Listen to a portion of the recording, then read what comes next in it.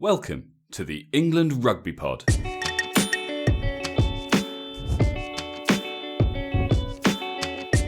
Thanks for downloading episode 8. This week we take a closer look at Joe Marler, ask what 6 gallons of milk can do, and we discuss that Gypsy Boy incident. You're listening to the England Rugby Pod, the rugby podcast that believes England will win the World Cup in 2019. Hi guys, welcome to the episode today. We're looking at Joe Marler. As always, I'm joined by Dan. Dan, hi there. Hi mate, how's it going? Yeah, not too bad. How you doing? Yeah, not bad.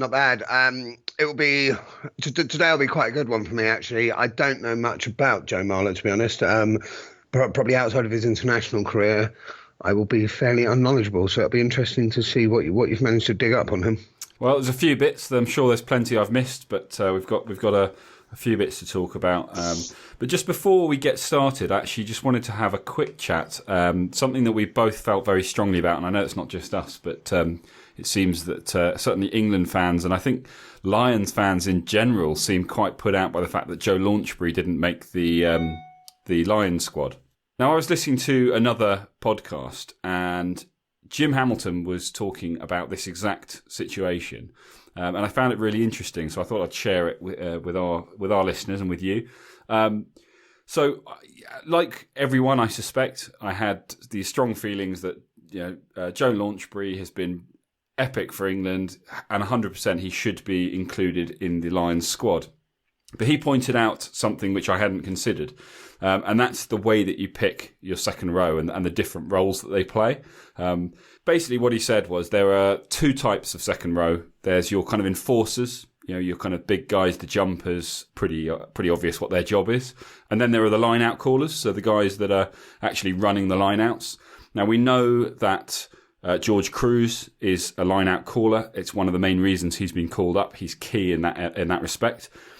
Maro Itoje is learning to do it, but he's not there yet. Certainly not to kind of Lions standard and international standard. That's something that he's building towards. Courtney Laws is not a line-out caller. He's very much an enforcer, and obviously that's one of the things that we love about him. And Joe Launchbury is also not a line-out caller.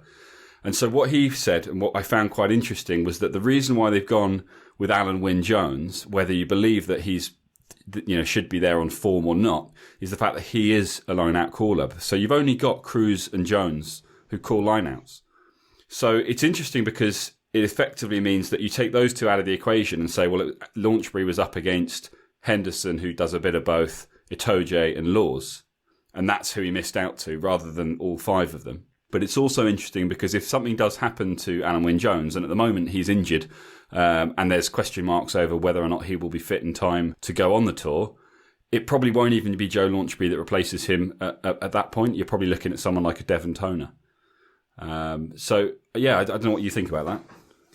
That's it's funny you should say this actually. I did actually hear the same thing. For me, I still think there's a place for him. I still think he should have been called up. I don't know how strict that selection purpose is, but like you said, I think Cruz, Wynne-Jones, makes sense. Personally, I probably have still had him ahead of Henderson, but it's also, like you say, if there is an injury, I suspect they probably will go down the Launchbury route, and perhaps by that time, sort of give that duty to a Henderson or an Itoje, purely as much as anything because they'll know the calls probably better than someone new coming in. And it may be easier, but it's also, I mean, I've sort of thrown my toys out the pram a bit around this one, but now I think I've got my head round, do you know what? I just need to get over it, get behind the guys who are going. They're still brilliant players. They still earned it in their own right. You never hope for an injury, of course, but should there be an injury, hope that perhaps someone like Launchbury does get the chance. Well, yeah, we shall definitely see. Hashtag all for one, I think, is the hashtag that's going around. Okay, I haven't seen that one, but I'll take your word for it. Okay, anyway, look, I digressed because obviously that's not what this episode is about, but it was something that I thought worth sharing. It was interesting. It was the first time I'd sort of seen that from a slightly different angle to just going, why isn't Joe Launchbury going? So it was nice just to have a slightly more a slightly better perspective on the decision-making process, I suppose. Anyway, on to our player profile, Big Joe Marler. Joseph William Marler, loose head prop, England as we know, Harlequins, and obviously, as of today, as of last week, a British and Irish Lion, class of 2017. The man who drank 6 gallons of milk to mend a broken leg. He was born on the 7th of July, 1990. His partner Daisy and he have a son, Jasper. I think they actually have 2 sons, but I wasn't able to find out anything about his second son.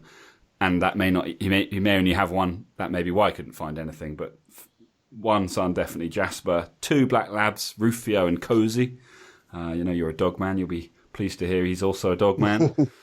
Big guy again. Obviously, all these guys are going to be big for the most part. But 18 and a half stone and only 6'1". I say only 6'1". It's obviously he's tall, but he's not one of these giants vertically. But 18 and a half stone is a lot of weight to carry in 6 foot of height. He's got 51 caps for England. He's yet to score his first try. He has 102 caps for Quins. He has 5 tries with them, and he captained them in the 2014-15 season. He was born in Eastbourne in Sussex, another Sussex man. He went to Maynards Green Primary School and then on to Haywards Heath Community College. His first team was when he was 11. He played for the Eastbourne Sharks before joining Haywards Heath Rugby Club, where one notable teammate of his was your special friend Billy Twelvetrees. He then represented, he represented Sussex at all age groups, so under 14 right the way through to under 18, as well as the London and South East Rugby Club or team in 2006. Now, something interesting about Joe, he's obviously quite well known for his hair, or he was, for his bizarre sense of style when it comes to his hair. And in 2011, in front of a packed Twickenham crowd, fun fact for you, he sported a mohawk with a rat tail, which is bad enough, but he also had jolly hog sausages carved out of the hair on either side, which was a stunt to promote a teammate, Ollie Conn's company, and it worked a treat until they clashed heads halfway through the game and he had to have it bandaged up. So the message got covered. Slightly bizarre, but it seems to be one of his trademarks to have slightly crazy hairstyles and do slightly bizarre things like that. He certainly seems to have calmed it down a little bit these days. It seems he's focusing more on the rugby, and that clearly shows in the impact it's had on the pitch for England and the fact that he's got the call up to the Lions. So I think the main thing is that he continues to improve for us, and hopefully some of that craziness is still there somewhere, because I suspect it's what gives him an edge. So I think the most important thing there, firstly, jolly hog sausages are amazing. I had no idea they were done by who did you say did it? Ollie Conn. Ollie Conn. I've not heard of him. No, I hadn't heard of him. I'm guessing he's one of these guys that didn't do a huge amount of rugby, and I guess that's why he had a sausage business. Well, I will be looking up more of that. But back to Joe Marler. Didn't know he was a Sussex boy. Another Sussex boy representing us. Haywards Heath with Billy Twelvetrees. Haywards Heath is a good club, actually. So background from there. Is he a lifer, Quins? He is. Are you about to cover that? Yeah, I'll talk a little bit more about it. But yeah, he's Quins through and through. Okay. No, this is quite good. I suspect, like you said, he may have 2 sons. I suspect if you're able to find out both dogs' names, you'd hope that they'd have the name of a second son. So that's what I was thinking. But unless I think possibly he's got a young son and then a baby, and so the baby's quite a recent addition, and perhaps there just isn't the information out there at the moment. But I had a quick look, and I decided it was time to move on. Fair enough. Well, I'll move on to his domestic career then. We can get into the rugby side of things. There's probably a little bit less to discuss in terms of his growing up.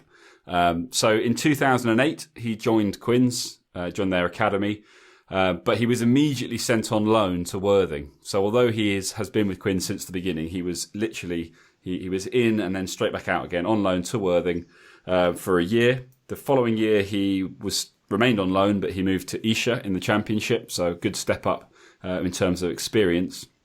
And then he made his Premiership debut for Quins towards the end of the 2010-11 season. unfortunately, a series of disciplinary issues, a handful of yellows and a red card did overshadow that debut season, which wasn't ideal. But certainly by the start of the following year, he'd become an integral part of that Quins front row. And they obviously, the 2011-12 Premiership final, they beat Leicester to win their first top flight title, and he was a big part of that as well. So it was a sort of slow start, if you like, but I suspect really, really useful in terms of experience to sort of Worthing, Isha into the main side, and then to get the silverware. Yeah, that's Worthing. I believe, actually, just who we were chatting about earlier, but I believe Joe Launchbury also went on loan to Worthing. At the same time, or? I don't know if they'd have played at the same time, but I just know that Worthing have had those players before. I mean, Worthing are a good club. They're National 1, I believe. I think they've got as high as Championship before. So they've clearly got those ties with those clubs, and then Isha, I think Isha are probably a fair bit better known, and sort of good step up in standard, obviously, in a good way to sort of blood these young guys and get that experience for them. Clearly, well, he would have been playing for Isha while I was turning up on occasional Saturdays and running around on one of the fields out the back, pretending to play. Those were the days. Yeah, I don't remember him, but I think back then he was slightly more sensible as well. He probably wasn't covered in tattoos, and I think he had normal hair, so probably less stood out a little bit less. I think it was after he joined the senior side at Quins that he started to develop his special personality. Probably. It's probably only then he had the money to pay for the ink. To be fair, it's very possible. But well, it obviously paid dividends because the start of the 2014 season, he was offered the captain's armband by then director of rugby and now Italy boss Conor O'Shea. His initial reluctancy in accepting the honour did disperse. He did eventually agree that who tells the boss, yeah, I'll have a think about it and get back to you. Clearly, Joe Marler does. He took it over. Do we know? Sorry to interrupt there, mate. Do we know why there was a reluctance from him? We don't. I mean, I think so. I think he has said that captaincy is something that he just wasn't sure if that was what he needed. He was very much, he wanted to focus on his game, improving as a player, and I think his concern was that the captaincy would add pressure that just he didn't need at that stage in his career, and that essentially that was his only question mark. But as I say, he did take it on. It was only for a year. He handed the baton over to Danny Kerr the following year. So he only did 12 months as captain, or one season as captain, and I suspect it probably did impact his performances, and he felt that he could, he'd be better off without that added burden. But it's still, all of these things. It's good experience. It's certainly a good thing in terms of developing leadership within the England camp, because you may have only done it for 12 months, but it's still an experience, isn't it? Yeah, for sure. And you see some players who really, the captaincy really helps them grow into sort of better players, probably sort of better people talking from a rugby perspective. Like Dylan Hartley, for example, he seemed to sort of a bit of a duck to water to captaincy, and I think it helped him develop as a player. Yeah, Haskell's another great example, because he had all sorts of problems with the way that he was playing. Great one day, awful the next. Disciplinary issues. And then the captaincy at Wasps has done huge things for his just his quality, and he's now got to be one of the first names on the team sheet. Obviously, we're a little disappointed that he didn't go on tour, or he's not going on tour with the Lions. But he's another one that, they have got a lot of back row cover on tour. But I guess if they do need to replace anyone in the back row, I suspect he will be right up there on the list. Yeah, I think so. I think he definitely would be. But yeah, you're right. He actually, as a captain, I hadn't thought about him, but he definitely grew into it. Joe Marler, when you said he was captain, I do briefly remember him wearing that captain's armband for Quins. I can't really remember necessarily the impact it had performance-wise, but it perhaps not. It hasn't had the captaincy hasn't had the same sort of effect on him as it has to the Haskells or Hartley, but it certainly doesn't seem to have hindered him in any way either. No, and he had pretty big shoes to fill because, of course, he was taken over from Chris Robshaw, who gave it up because he had become the England captain. So, Robshaw again was a very natural captain, and although he seems to have improved since relinquishing it, he was perhaps not what England needed at the time, or not what they need now at least, but he still did a pretty good job, and certainly he was a great captain for Harlequins. So big shoes to fill. Joe signed a new contract with Quins 2016, sort of cementing himself really as a true clubman. I think he talks a lot about the pride that he has when he pulls on the quarters at the Stoop, and I suspect that we will see him in the Quins shirt for his entire career. He strikes me as a bit of a club man, and to be honest, I think Quins typically, they carry players right the way through, don't they? They don't tend to do a lot of players bouncing around. People seem to go there, enjoy it, and stick with them.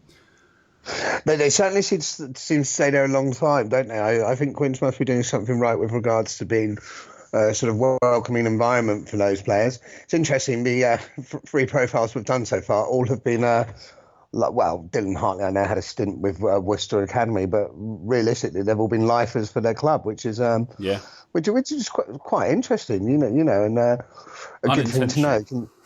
Yeah, completely unintentional, but it just shows that these guys in sport, there is still some, I say, ethical value. We don't necessarily know their reasons for being lifers at one place, but it's just something that strikes me as quite interesting from a personal perspective. Definitely, and I think it's great for England because it does breed that leadership, those leadership qualities that you want to see in your international players. Because of course, the longer you're there, the more senior you become for your club, and therefore the leadership role, it kind of you don't take it on; it kind of takes you on, doesn't it? You kind of have to be a leader because as the young guys come up through the academies, and you are the guys that have to set the example. So hopefully that'll just the more England players that do commit to their clubs long term, the more kind of leadership qualities they'll gain, and we'll only see the benefits of that on the pitch at Twickenham and other games for England. Yeah, completely. I've heard the counter argument before, but sometimes you need to change the club to gain more knowledge, to gain more understanding. But I'm not. I don't know if I believe that. I guess to an extent I can see that argument, but if you look at Joe Marler, for example, he's been under different coaching staff, different leadership with Quins. He definitely has with England as well. So I think you probably gain that sort of extra knowledge, extra view from that perspective. I don't necessarily think you have to change, sort of uproots and change club completely just to sort of grow as a player from a sort of tactical perspective. No, absolutely. Well, speaking of England, onto his international career. So, like many of the others, he started off in the kind of the junior teams. So in 2007, he had his England debut representing the under-18s. Incidentally, he was offered the captaincy for a training game for these guys against South East academies, and he initially turned that down as well, although he did end up doing it on the day. So I don't know the reasoning behind that. Perhaps it was something similar, although you would think at under-18 level you'd jump at the chance to captain England. But that was an interesting one.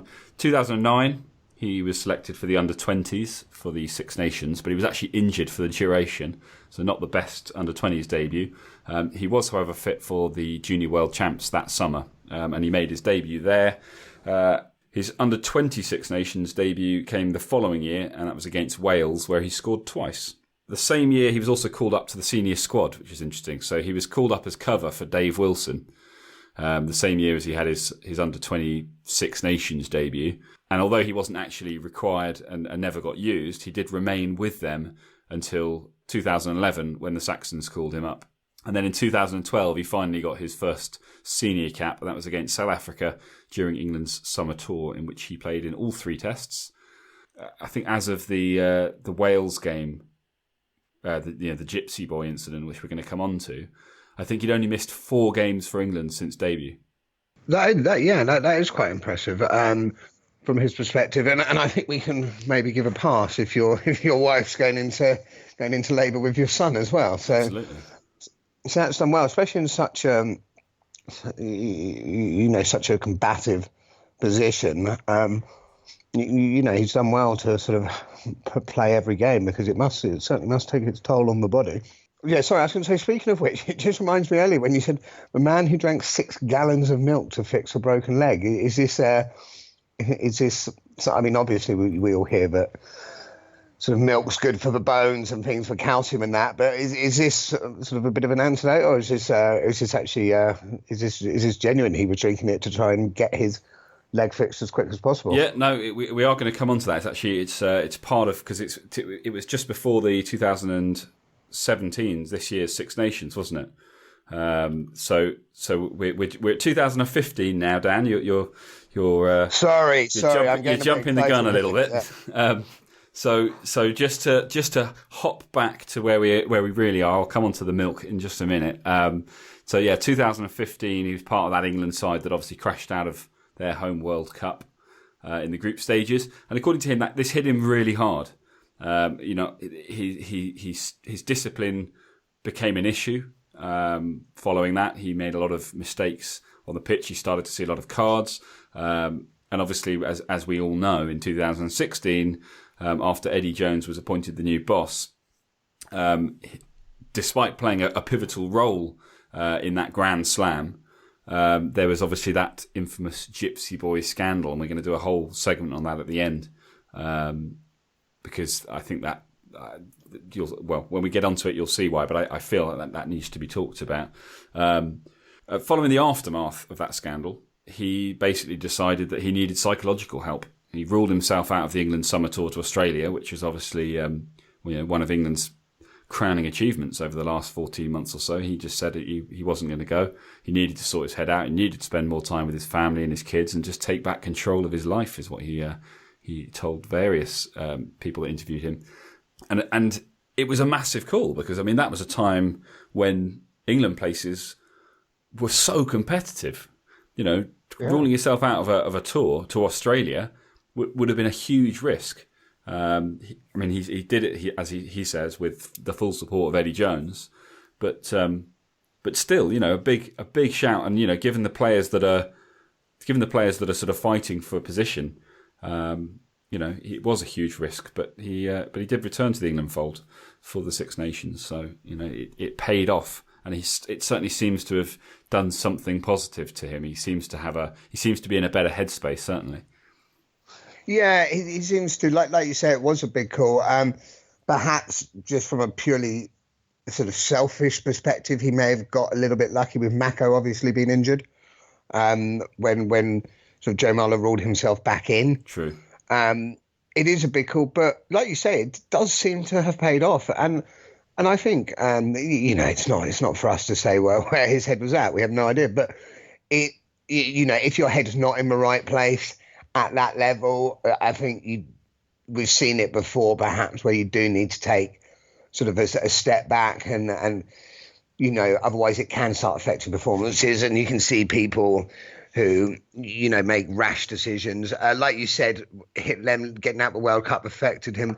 I remember. I hope you haven't got a segment on this. I'm not jumping the gun again. Probably. But, yeah, I'm sure. But I remember. In a Quins match when he was just late on someone and absolutely smashed them, and the ref sort of taking him aside and him saying, "Ref, you have to understand my frustration. We've just been sort of knocked out of a World Cup," and it was a sort of tongue in cheek, but you could see there was definite frustration there, and he was making some rash calls. It was such a late tackle, but he was probably lucky to get away with it. And at international level, those sort of things will get you yellow cards, and that's, they're game changers. So if his head's not in the right space, it's good that he had that sort of self-awareness to realise he needs to, be that, just spend more time with the family, see a sports psychologist, whatever it was, and, well done for him. Yeah, absolutely. Okay, well, on to Joe the Milkman. I know you've been waiting patiently for this, Dan. So this all came about. So he had an undiagnosed broken leg against Worcester on New Year's Day. He played the full 80 minutes, had no idea his leg was broken. In preparation for the following game against Saracens, he felt something wasn't quite right. got the specialist to check him out, and they confirmed, you've got a broken leg. It seems you've had it for some time. So he was obviously immediately pulled out of the action. And the first kind of course of action for these guys in situations like this is to go straight into hyperbaric oxygen therapy, where they basically shove you in a tiny little machine and pump loads of oxygen in to try and speed up the recovery process. But he has a severe case of claustrophobia, and he couldn't do it. So it wasn't an option for him. So he was working really closely with the team physio, Phil Pask, I believe. And he began what he calls a 2-week milk cleanse. So he drank 2 pints, not even a huge amount, 2 pints a day, full fat milk. Occasionally he went gold top, 1,000 calories a pop. And his leg was healed in time to start in the first game against France, which was a huge challenge, huge test, because his opposite man in that game was, of course, Uini Antonio, who is the heaviest prop in world rugby at 24 stone and 40 kilograms heavier than Joe. And Joe, as we talked about at the beginning, is not a small man. But he came through the test all right. His legs survived it, and he hasn't seemed to have any problems since. So yeah, he lives by milk. Who the hell doesn't know they've got a broken leg? If I get a bruise on my leg, I scream like it's the end of days. Like, how hard is this guy? Clearly harder than you. I think I'll give him this one. Before I wasn't entirely sure who'd win between me and him, but I think I'll let him have this one. That's good of you. Well, 5 weeks after that, he led the England team out onto the Twickenham turf for his 50th cap against Scotland, a game which we've already talked about, broke records, equalled records, and secured England their second consecutive Six Nations title. So not a bad way to get your 50th cap, lead the team out.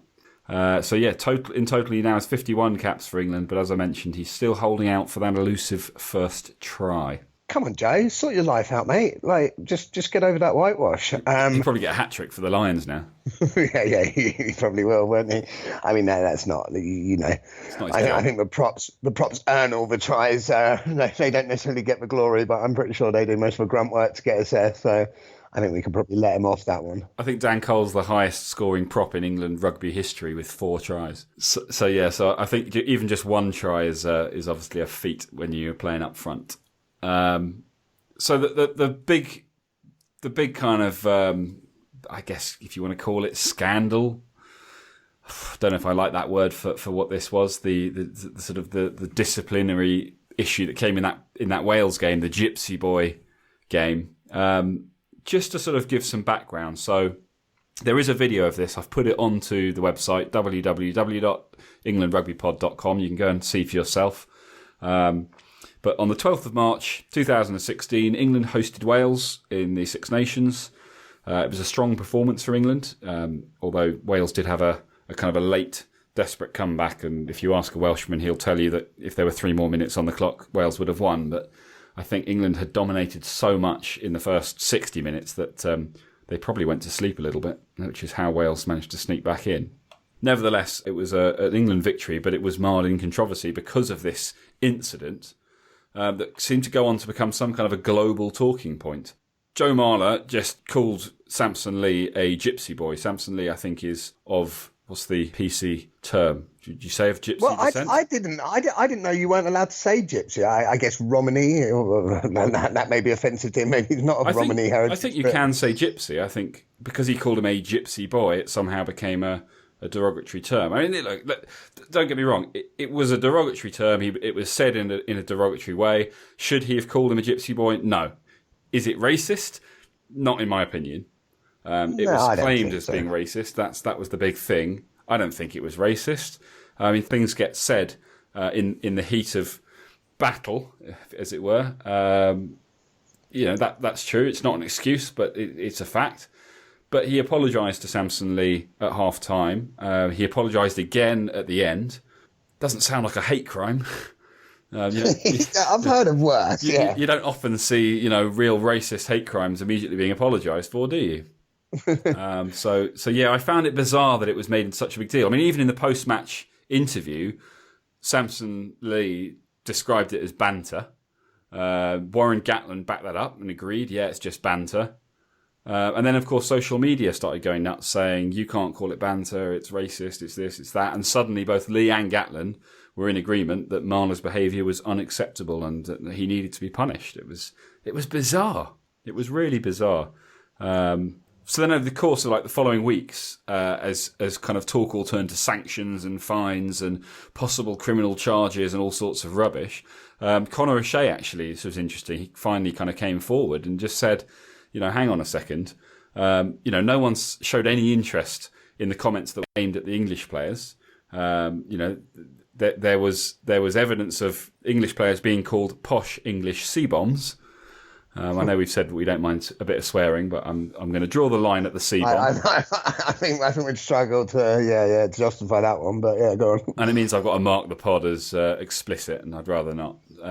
Posh English C-bombs, which you would think is certainly as derogatory a term as calling someone a gypsy boy, if not more offensive. Yeah, do you know what? And I agree. I'm not saying that what he did was right, but I think the whole thing just got a bit pathetic, just got massively blown out of proportion. I mean, to a ridiculous extent. It got, when I was reading it, and actually, in some ways, and this is nothing, because Samson Lee did absolutely nothing wrong, but in some ways it almost undermined Samson Lee. Firstly, I up until that point, I didn't know it was wrong to call someone a gypsy anyway, which, like you said, I don't think it is. It's called Gypsy Boy. Yeah, of course, look, it's not said as in, oh, hello, Gypsy Boy, how are you? It is said it is said to try and rile him. That's the nature of rugby. It's just, people online can just be pathetic sometimes. No doubt we'll probably get some abuse ourselves for undermining it. If you're someone who wants to sort of have a go at us, say we're wrong for undermining it, to be honest, save your time. We don't care. Yeah. At England Rugby Pod. yeah, exactly. Save your time there. It wasn't right, but for it to go where it was just pathetic, really. Like you say, he apologised. If he hadn't apologised, I think you can maybe say, look, fair enough, had to be sanctions. But luckily, I think at the end of the day, clearer heads kind of won. And although he was punished, and yes, he was punished quite heavily, it's not going to impact the rest of his career. No, it's not. And I think you're right. We're not. Despite the fact that we don't really care about someone who wants to come and tell us that we're completely wrong. We're not suggesting for 1 second that it's okay to say things like that. We're kind of saying that these things happen. But more importantly, I think we're pointing out the double standard. You punch a man in the face if he pisses you off, and you get a warning. But if you call him a name, then we're going to consider legal action. It's a slightly bizarre double standard. But hey ho, it is what it is. And he was initially acquitted by the RFU, and then social media pressure on World Rugby saw them hand him a 2-week ban and a whopping £20,000 fine, which is more than most people take home in a year. Do you want to know the weird thing about this? If Joe Marler and Samson Lee bumped into each other in the street, they'd probably go, hey, let's go grab a beer. Whilst, you got all these people on social media saying how pathetic it is and outraged by it, whereas Samson Lee and Joe Marler would probably be sitting down having a beer, enjoying each other's company. I don't know if they're friends or not, but I'm sure that's a lot more likely scenario than Samson Lee having been scarred by the experience. Well, it's funny you should say that, because Joe and Samson have actually since made up, where they did share a post-game beer after the game against Wales at Cardiff in this year's Six Nations. So it has all, but as far as they're concerned, it's long put to bed. And to be fair, as far as the media is concerned, it's probably long put to bed. It's only us who are bringing it back up. Well, we like to cause drama where we can. Well, on that note, guys, that probably wraps up Joe Marler. That's what we have to say about him this week. Good research, buddy. Good research. Right, guys, as always, if you liked what you hear, if you didn't like what you hear, please let us know at England Rugby Pod on Facebook and Twitter. Also, you can check out this episode, past episodes, and all the sort of goings on and what we're up to on the website, www.englandrugbypod.com. Thanks so much for listening. We really appreciate your support, and obviously any questions that you've got, chuck them over to us. And please, if you get a chance, leave us a review on iTunes. It'll really help us just kind of grow the podcast so we can get more content out to you in the future. Yeah, for sure. Guys, thanks very much for listening, and we'll definitely be back soon. Take care.